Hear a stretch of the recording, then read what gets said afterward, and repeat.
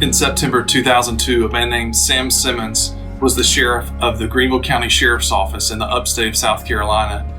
And one day he was driving home from work and he had a car accident, which was caused by a massive heart attack that he suffered. And unfortunately, that heart attack cost him his life just 2 weeks before his 50th birthday. A close friend of mine, Steve Loftus, was actually the chief deputy at the time. And being the chief deputy, that meant that he was second in command of the sheriff's office. And he drove to the scene of the accident because this is a guy that he'd worked with and loved. And hundreds of deputies were there. Steve told me that he remembers looking up at some point and realizing that everyone was staring at him. They all knew that Sheriff Simmons was dead. And now, he said, when I looked up, I realized everybody was staring at me because now I was in charge. And within just a few weeks and months from that moment, he would be appointed by the governor of South Carolina to lead as sheriff of the largest law enforcement agency in the whole state. Today, we're looking at John chapter 13. In John 13, we're looking at the events, again, leading up to the death of Christ. And in these events, they begin with Passover weekend as they're looking forward to the Passover festival, and the disciples and Jesus are heading toward Jerusalem. And it's worth reminding all of us that Passover was a commemoration of the time as the nation of Israel was exiting slavery of Egypt, that God sent one final plague where the angel of death was to pass over the door of only those who had anointed their door with the blood of a lamb. Otherwise, the death angel would take the life of the firstborn. And so every year, Jews in the first century would celebrate this time and commemorate it to remind themselves of what God had done so long ago in their liberation. And on this night, in John chapter 13, Jesus says some extraordinary things, some things that we probably wouldn't say, some things that would surprise us, in fact, especially with what he did. John 13, starting in verse 1, says this: "It was just before the Passover festival. Jesus knew that the hour had come for him to leave this world and to go to the Father." Now, here's the setting. What John conveys here is that it's just before Passover, but more than that, Jesus knows that it's H hour, that it's D-Day. It's as if that there's some sort of cosmic divine clock that's been counting down from the beginning of the world, especially from the moment where sin entered in, where Jesus knew that there was a time that was going to be appointed for him to come and to pay the full price for our sin. Full omniscience, full knowledge of what is about to happen. That's what Jesus possessed. He knew the time had come.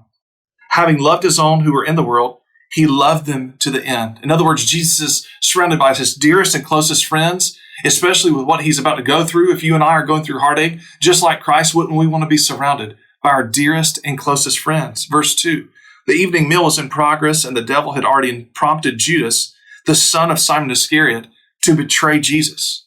So Judas, a close friend, an original disciple, has already made an arrangement to take payment to betray Christ. Verse 3, listen to this. "Jesus knew that the Father had put all things under his power, all things, and that he had come from God and was returning to God." This is sort of like that moment where Steve Loftus pulled up to the scene and looked up and saw everybody looking at him. And he realized at this scene, now I am the guy who's in charge. I'm the most powerful guy at this scene. And in a much bigger sense, John reminds us that Jesus was the most powerful guy, not just in that room. John reminds us he wasn't just the most powerful guy in this city. He's the most powerful guy in the entire world. And not just that he was the most powerful guy, that Jesus knew he was the most powerful guy. And in that moment, remember, Jesus is about to be betrayed by a close friend. Jesus is about to be denied by one of his closest apostles, Peter, saying, "I don't even know who this guy is." He's about to be, honestly, deserted by all the disciples except possibly John. He's about to go through an unjust trial. He's about to face an illegitimate verdict. He's about to face beating and being spat upon. He's about to face torture and death. So the guy with all the authority and all the power, facing all this heartache, the ability within who he is to do something about it. What does Jesus do? Well, let me ask you, what would you have done? What would I do? Some of us have been in rooms where you're the guy or you're the lady with all the authority. You're the guy with all the power. Some of you felt this in being mom and dad. You're in a room and You're the one with all the power and authority, and you might have kids that question that, but you really are. You can make the decisions. You control the money. You control the decisions, and you're vested with all the power and all the authority. What do? Some of you are captains of industry. Some of you are CEOs, executives, supervisors at a large level or a small level. Some of you are educators or judges or doctors. You're people who are leaders, and you've been in rooms where you're the person with all the power and you're the one with all the authority.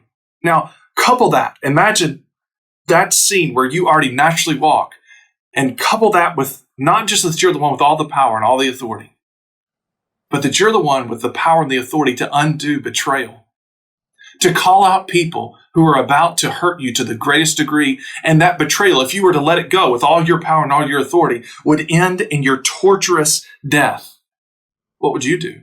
All the power, all the authority. Here's what Jesus did. So he got up from the meal, took off his outer clothing, wrapped a towel around his waist, and after that he poured water in a basin and began to wash his disciples' feet, drying them with the towel that was wrapped around him. What did Jesus do when he had all the power and all the authority? What did he do when he knew he was about to be betrayed and crucified?